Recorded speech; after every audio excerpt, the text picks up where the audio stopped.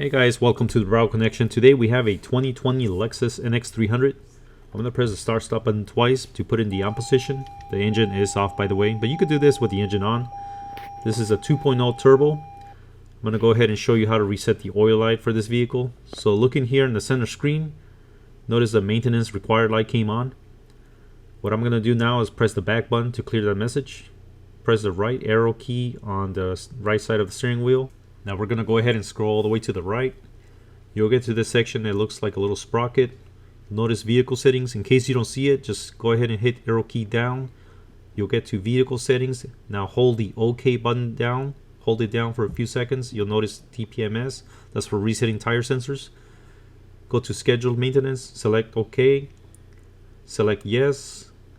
That'll reset. Now go back. Go to oil maintenance. Hit OK.